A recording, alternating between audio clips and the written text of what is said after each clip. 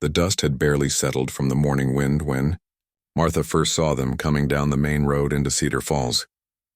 She was sweeping her front porch as she did every morning, at 7:30 when the sun cast long shadows between the buildings. Her hands paused on the broom handle as she watched the small group approach. There were maybe a dozen of them walking together with the slow, careful gait of people who had traveled far. Their clothes were different from what folks in Cedar Falls were accustomed to seeing. The women wore long skirts that swept the ground, and their hair was covered with simple white bonnets. The men had full beards and wore plain dark trousers with suspenders over white shirts. Martha had heard stories about such people, but had never seen any with her own eyes. They were Amish, she realized, and they looked tired in the way that comes from many days on the road. The children among them stayed close to their parents, but their eyes were wide with curiosity about this new place they found themselves in. She set her broom against the porch railing and stepped down to her front gate. Something in their manner reminded her of her own family when they had first arrived in Cedar Falls 30 years ago, with everything they owned packed into a single wagon. The memory of that feeling of being a stranger in an unfamiliar place still lived somewhere deep in her heart. "Good morning," she called out in a voice that carried the warmth of genuine welcome. "Are you folks looking for anything in particular?" The man who appeared to be leading the group was tall and lean, with gray threading through his dark beard. His name was Samuel, though Martha did not know this yet. He approached her gate with respectful caution, the way a person does when they are uncertain of their reception. "Good morning to you," Samuel replied with a slight nod. "We are traveling through and wondered if there might be a place where we could purchase some supplies for our journey." Martha could see the weariness in his eyes and in the faces of those behind him. The youngest child, a little girl who could not have been more than 5 years old, was leaning against her mother's skirt. Her small face was flushed from the heat, and Martha found herself thinking of her own granddaughter, who was about the same age. "Of course," Martha said without hesitation. "Henderson's general store is just down the street there. Frank Henderson is a good man, and he'll treat you fairly." Samuel thanked her and was about to continue on when Martha found herself speaking again. The words seemed to come from someplace deeper than thought. "You folks look like you could use a cool drink of water before you go shopping," she said. "I've got a pump right here in my yard, and the water runs cold and clean."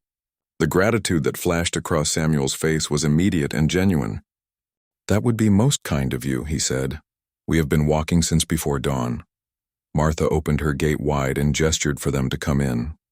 As they filed into her small front yard, she realized that word would spread quickly through town about these visitors.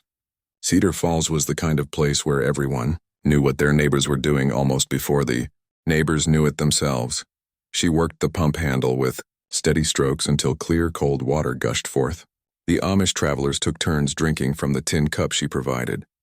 Each person thanked her quietly, and she could see them relaxing slightly as the cool water refreshed them. Young Elizabeth, who was indeed 5 years old, stepped forward shyly when her turn came. Martha helped her hold the cup steady as the child drank deeply. When Elizabeth was finished, she looked up at Martha with solemn blue eyes. "Thank you kindly, ma'am," the little girl said in a voice as clear as morning bells. Martha felt her heart squeeze with unexpected tenderness. "You're most welcome, sweetheart," she replied. "What's your name?" "Elizabeth," came the soft reply. "That's a beautiful name." Martha said, "I had an aunt named Elizabeth when I was about your age." By now, several of the townspeople had noticed the commotion in Martha's yard. She could see faces appearing in windows and doors along the street. Some looked curious, while others seemed less welcoming. She recognized the expression she had seen too often over the years when strangers came through town. Samuel noticed the attention they were drawing as well. He straightened up after taking his drink and addressed Martha with formal courtesy. "We thank you for your kindness," he said. "We should not impose upon your hospitality any longer." But Martha was not quite ready to see them go. There was something about this group that stirred memories she had not thought about in years. Her own family had been strangers once, moving from place to place looking for somewhere they might belong. "Where are you folks headed, if you don't mind my asking?" she said. "We are going west," Samuel replied, "looking for land where we can settle and live according to our ways in peace." The simple honesty of his words struck Martha deeply. She understood what he was really saying. They were looking for acceptance, for a place where they could be themselves without fear or judgment. It was something she thought most people wanted, whether they admitted it or not. "Well," she said, "you take your time at the store. Frank Henderson is honest and his prices are fair." As the group prepared to leave her yard, Martha noticed that more townspeople had gathered along the street. Some faces showed friendly curiosity, but others reflected the wariness that often greeted outsiders. She felt a familiar protective instinct rise within her. The group made their way down to Henderson's general store with Martha watching from her gate. She could see the townspeople following, at a distance, the way people do when something unusual happens in a small town where unusual things are rare. Frank Henderson greeted the Amish travelers with professional courtesy, though Martha could see him glancing toward the growing crowd outside his store. The Amish moved through the store quietly, selecting basic supplies while the locals watched from windows and doorways. It was then that Martha overheard the conversation that would stay with her for years to come. Two women were standing near her fence talking in voices they thought were quiet enough to be private. They wanted to shave in the middle of town. One of them was saying to the other, "Can you imagine such a thing?" Martha felt her brow furrow in confusion. She moved closer to hear better. Right there in broad daylight. The woman continued, "Sarah Miller saw the whole thing when she was coming back from the post office this morning. Said they just stopped right in the middle of Main Street, and one of the men started to shave another one's face with a straight razor, right out in the open like it was the most natural thing in the world." The second woman made a sound of disapproval. "What kind of people do such things?" she asked. "Don't they have any sense of propriety?" Martha felt a chill run through her that had nothing to do with the morning air. She knew Sarah Miller, and she knew how Sarah's mind worked. The woman had a talent for turning innocent situations into scandalous stories with just a few well-chosen words. Without thinking, Martha found herself walking toward Henderson's store. She wanted to see for herself what was happening, and perhaps more importantly, she wanted to make sure these travelers were being treated with the respect they deserved.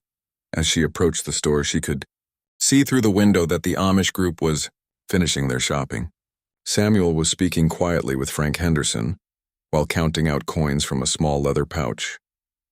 The children stayed close to their parents, and Martha noticed how well-behaved they were, despite what must have been a long and tiring journey. It was then that she saw him.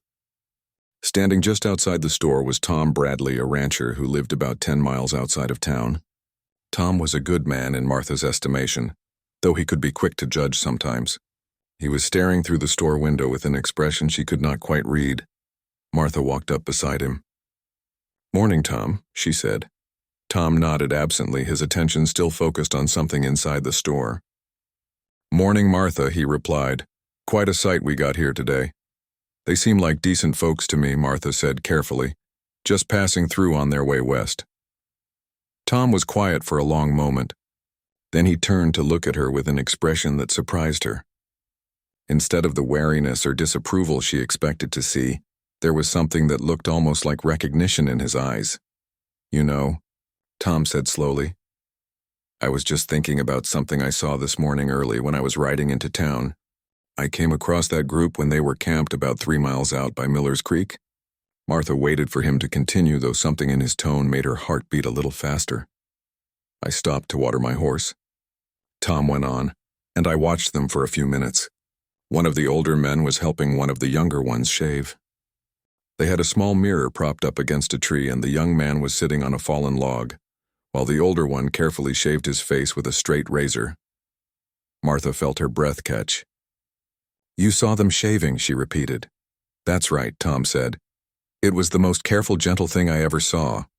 The older man took his time, making sure he didn't nick the young one's skin. They were both concentrating so hard and being so respectful about it. Reminded me of my father teaching me to shave when I was just a young fellow. The pieces were starting to come together in Martha's mind. "And someone else saw this too," she said. Tom nodded. "Sarah Miller came riding by on her way back from visiting her sister. She stopped and watched for a minute, then rode off quick-like. I didn't think much of it at the time, but